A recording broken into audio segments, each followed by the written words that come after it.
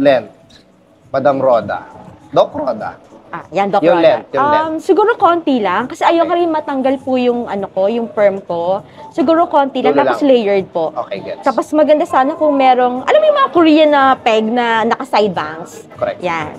Ganda yan, ganda yan. Tapos layered, parang dire-diretso siya here, pero side bangs. So, yun, kagaya nung pinaliwanag natin kanina. Kasi yung peg mo, masyadong matingkad. So, pag matingkad, hindi mo siya mariretouch ng perm. Mas priority mo yung perm. Yes, mas priority ko yung perm Kasi Flat yung yung hair. talagang hair ko po is flat talaga, baksak. So parang wala siyang buhay. Kaya since 2011, nagpapa-perm na po talaga Ganda nga ako. ganda. Yeah, para magkaroon siya ng bounce. Kasi sobrang, alam mo, parang siyang dinilaan ng baka na sobrang flat. So, ang gusto ko sana, although gusto ko talaga yung sinasabi mo before na ash, ang ganda talaga ng peg niya, kaso sabi mo naman na kailangang i-bleach talaga yon. So, I never knew that before, na pag pala binleach, hindi tinatalaban ng perm in the future. Correct.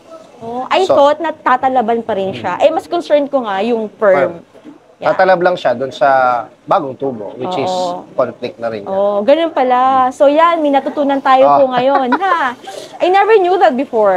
At least na-discuss natin kasi maraming ganun So anyway, kulayan ko, tapos may sinabi ka, ayaw mo nung shadow. Yes, gusto ko talaga low maintenance lang kasi very busy ako sa work sa Canada, taga-Canada po kasi ako. So very busy ako. So gusto ko wash and wear lang talaga. Pero lalagyan pa rin natin highlight dito.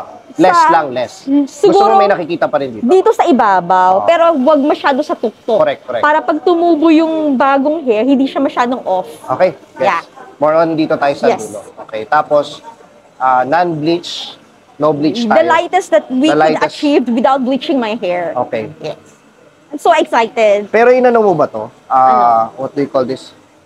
Binablackening shampoo mo? Hindi, wala akong ginamit so natural to? Yeah, natural black. Okay, sige. Direct color na tayo. Cape na. Sige, paredy ko lang.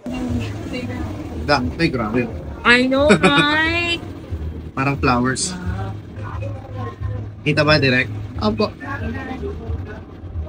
Okay lang yan. Subtle lang. I know, right? Subtle lang siya, pero may dating. Di ba? Tapos the look, it's so professional, tsaka elegante. Correct. Di ba? Tsaka low maintenance pa siya. I love it. Thank you. Thank you, Doc. Ayun, kahit tumubo po yan, okay no. Kasi yung base natin is yung natural. Yun ang gusto ko, yung low maintenance. Kasi very busy ako sa work Correct. Thank you, you're so good. You're so good, no? Ano mo sila, Doc, sa office mo. Yeah, recommend kita. I'm coming from Canada, all the way from Canada. Everyone, puntahan nyo si Miguel dito sa Trima. I-invite mo sila sa, sa... sa office ko. Promote mo sa ano mo. Sa... Okay. Hindi na? Hindi na. Okay na. It's very, very good. Very worth it ang pagpunta ko. Okay. Worth it. Thank you, Doc. Yeah, very nice. I love it. Salamat. First time ko kasi magganto. Very nice. Kasi last time natin, mapula-pula. I know. Papula yung last time. Pero bata pa naman ako. That was like what?